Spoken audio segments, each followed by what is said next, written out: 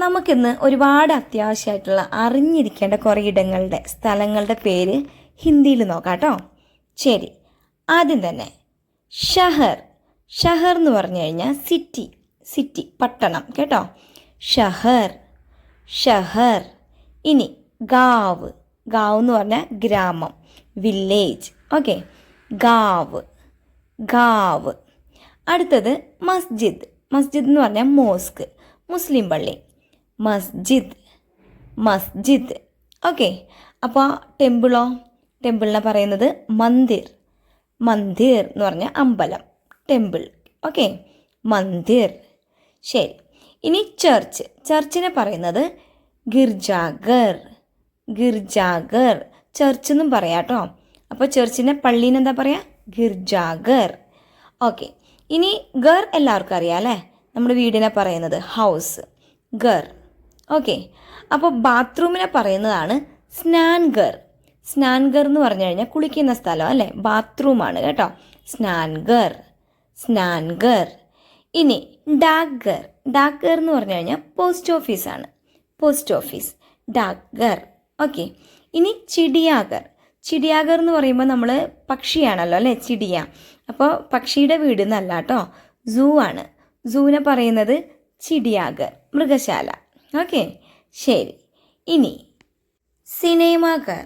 സിനിമാഘർ എന്ന് പറഞ്ഞു കഴിഞ്ഞാൽ സിനിമാ ഹാള്, തിയേറ്റർ. നേയാണ് കേട്ടോ, സിനിയല്ല അവിടെ. സിനിമാഘർ എന്ന് പറഞ്ഞാൽ cinema theatre. Okay, cinema hall. ഇനി ഏതാണ്? സംഗ്രഹാലയ്. സംഗ്രഹാലയം എന്ന് പറഞ്ഞാൽ മ്യൂസിയം. മ്യൂസിയത്തിന് ഹിന്ദിയിൽ സംഗ്രഹാലയ് എന്നാ പറയാം കേട്ടോ, സംഗ്രഹാലയ്. ഇനി അനാഥാലയ്, ഓർഫനേജിനെ പറയുന്നത് നമ്മൾ മലയാളത്തിലും അനാഥാലയം എന്നല്ല പറയുന്നത്, അതുപോലെ തന്നെയാണ് അനാഥാലയ്. Okay, orphanage. അതുപോലെ തന്നെ ജയിലിനെ പറയുന്നത് കാരാഗാർ. കാരാഗാർ എന്നല്ലാതെ നമുക്ക് ജയിൽ എന്നും പറയാം കേട്ടോ. ഓക്കെ, അതിന് മറ്റൊരു വാക്കാണ് കാരാഗാർ, ജയിൽ. ഇനി റെസ്റ്റോറൻറ്റിനെ പറയുന്നത് ഭോജനാലയ്. അതുപോലെ തന്നെ ലൈബ്രറി ആണെങ്കിൽ പുസ്തകാലയ്. പുസ്തകാലയ് എന്ന് പറയുന്നത് ലൈബ്രറിനെ കേട്ടോ, പുസ്തകാലയ്. ഇനി അദാലത്ത്. അദാലത്ത് എന്ന് പറഞ്ഞു കഴിഞ്ഞാൽ കോടതി, കോർട്ട്. അദാലത്ത്.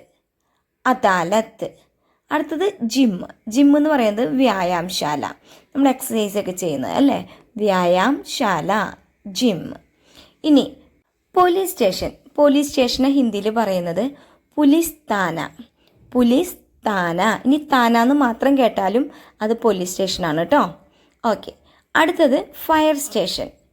ഫയർ സ്റ്റേഷൻ എന്താ പറയുക? ദംകൽ കേന്ദ്ര. ഓക്കെ, അടുത്തത് ഹവായി അഡ്ഡ. ഹവായി അഡ്ഡ എന്ന് ഉദ്ദേശിക്കുന്നത് എയർപോർട്ടാണ് കേട്ടോ, എയർപോർട്ട്. അതുപോലെ തന്നെ ബസ് അഡ്ഡ എന്ന് പറഞ്ഞു കഴിഞ്ഞാൽ ബസ് സ്റ്റേഷനാണ്, ടെർമിനൽ, ബസ് ടെർമിനൽ. ബസ് സ്റ്റേഷനെ പറയുന്നത് ബസ് അഡ്ഡ. അതുപോലെ തന്നെ ഗാഡി അഡ്ഡ എന്നാണെങ്കിൽ കാർ പാർക്കില്ലേ, കാർ പാർക്കിനെയാണ് ഗാഡി അഡ്ഡ എന്ന് പറയുന്നത് കേട്ടോ. ഓക്കെ, അടുത്തത് വിദേശം, അബ്രോഡ്. അബ്രോഡിന് നമ്മൾ ഹിന്ദിയിൽ പറയുന്നത് വിദേശ് തന്നെയാണ് കേട്ടോ, വിദേശ്. ഓക്കെ, ശരി. അടുത്തത് മാർക്കറ്റ്. മാർക്കറ്റിന് എല്ലാവർക്കും അറിയാലോ, ബാസാർ, മാർക്കറ്റ്. ഓക്കെ, ശരി. അതുപോലെ തന്നെ ഷോപ്പിനെ പറയുന്നത് എന്താ? കട അല്ലേ, ദുക്കാൻ എന്ന് പറഞ്ഞാൽ കട. ഓക്കെ, ശരി. ഇനി കാർഖാന എന്ന് പറഞ്ഞു കഴിഞ്ഞാൽ ഫാക്ടറീനെ ഹിന്ദിയിൽ പറയുന്നതാണ് കാർഖാന. ഓക്കെ, ഇനി ഹോസ്പിറ്റലിനെ നമ്മൾ ഹിന്ദിയിൽ പറയുന്നത് അസ്പതാൽ. ഓക്കെ, ശരി. അടുത്തത് സ്കൂളിന് എന്താ പറയുക? വിദ്യാലയ്. നമുക്കറിയാം അല്ലേ, വിദ്യാലയ് എന്ന് പറഞ്ഞാൽ സ്കൂൾ. ഓക്കെ, ശരി.